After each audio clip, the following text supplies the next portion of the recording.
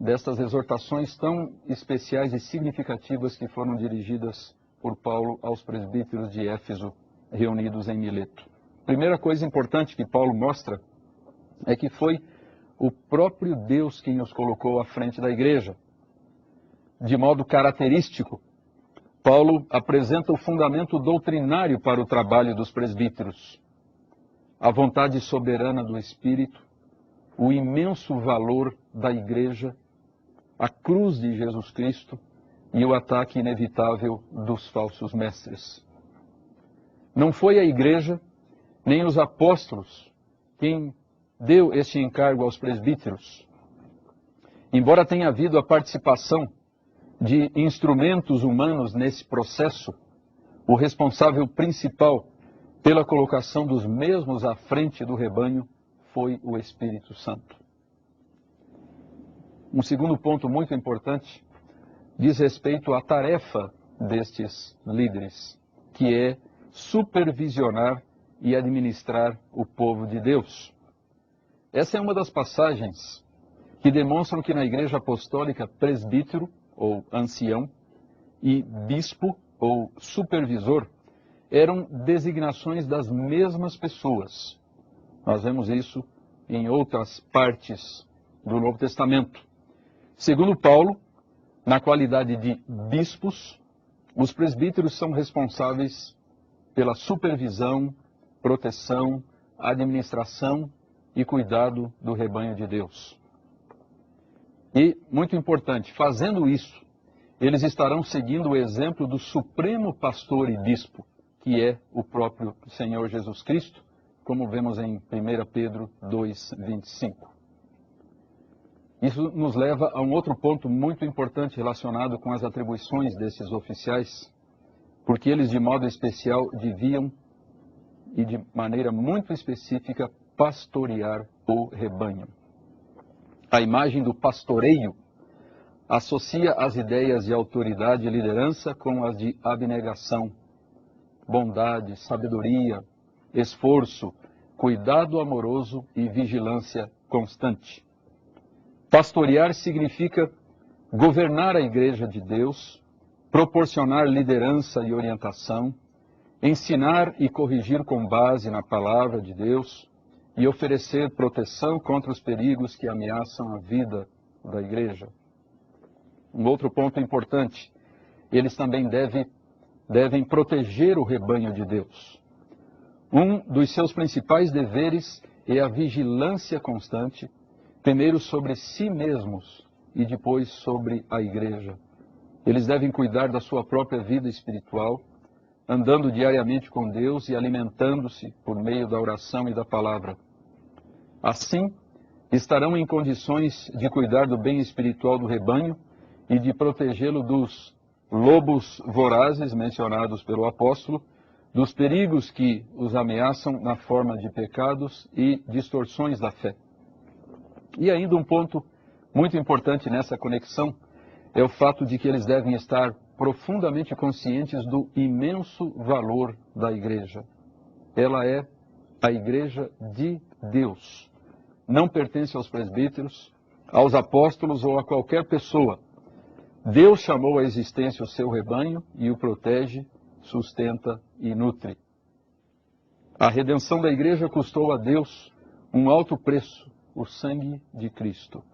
Assim, os presbíteros são os mordomos e administradores que o Senhor colocou à frente do seu povo e devem estar conscientes da grande honra e da imensa responsabilidade que isso representa. Isso nos leva à consideração do presbiterato nas epístolas, começando pelas epístolas pastorais, ou seja, aquelas últimas epístolas escritas pelo apóstolo Paulo que temos no Novo Testamento. Embora os presbíteros não sejam mencionados explicitamente nas cartas de Paulo às igrejas, na verdade nós temos apenas uma referência aos bispos, juntamente com os diáconos, em Filipenses 1, versículo 1, existem várias referências altamente significativas a eles nas epístolas pastorais. Partindo do fato claramente estabelecido de que presbíteros e bispos são os mesmos oficiais, temos uma primeira referência a esses oficiais em 1 Timóteo 3, de 1 a 7, onde existe uma detalhada enumeração das suas qualificações morais, intelectuais e espirituais para esse elevado ofício. Nós temos, na parte inicial dessa passagem, o seguinte: fiel é a palavra. Se alguém aspira ao episcopado, excelente obra almeja. É necessário, portanto, que o bispo seja irrepreensível, e vemos logo em seguida a enumeração das suas qualificações. 2 capítulos adiante, ou seja, em 1 Timóteo 5, Paulo fala das obrigações mais importantes dos presbíteros: liderança, orientação, ensino, e também dos perigos a que eles estão sujeitos. Diz Paulo: devem ser considerados merecedores de dobrados honorários os presbíteros que presidem bem, com especialidade os que se afadigam na palavra e no ensino. Na carta a Tito, Paulo exorta esse colega mais jovem a constituir presbíteros em todas as igrejas e arrola mais uma vez as qualificações que os mesmos devem ter. Diz Paulo: por esta causa te deixei em Creta, para que pusesses em ordem as coisas restantes, bem como em cada cidade constituísses presbíteros conforme te prescrevi. E é interessante que em 1 Timóteo 4,14 nós encontramos uma referência coletiva a esses líderes através da palavra presbitério. É a única vez que encontramos no Novo Testamento uma referência coletiva, utilizando esta outra palavra grega, traduzida por presbitério. E finalmente chegamos, nesta nossa revisão do ensino bíblico e neotestamentário a respeito do presbiterato, às epístolas gerais. As últimas referências aos presbíteros no Novo Testamento são encontradas nessas epístolas. Tiago 5,14 fala das responsabilidades pastorais desses líderes em relação aos enfermos, orando por eles e ungindo-os com óleo em nome do Senhor.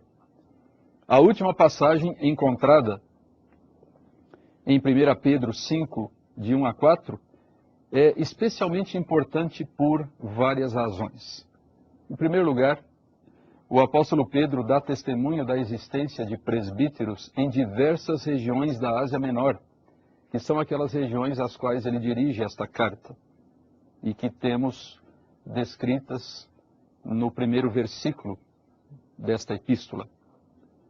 Em segundo lugar, aquele que é chamado por muitos o príncipe dos apóstolos se apresenta como um presbítero igual aos demais, não se coloca acima deles. Adicionalmente, à semelhança de Paulo em Atos 20, Pedro mostra que a principal responsabilidade dos presbíteros é pastorear o rebanho de Deus e fazê-lo de acordo com alguns critérios, de modo espontâneo, desinteressado e exemplar. E, finalmente, o apóstolo Pedro lhes diz que, em assim fazendo, eles estarão seguindo o exemplo do supremo pastor, o próprio Cristo. E assim encerramos este levantamento que julgamos extremamente relevante e útil para a melhor compreensão deste assunto, do que a Bíblia como um todo tem a nos dizer a respeito do presbiterato, das suas raízes no Antigo Testamento, através dos anciãos de Israel, e da maneira como essa instituição foi adotada e adaptada pelos primeiros cristãos para assim terem uma forma eficiente, uma forma bíblica, pela qual as comunidades cristãs pudessem ser dirigidas e orientadas de acordo com a vontade de Deus.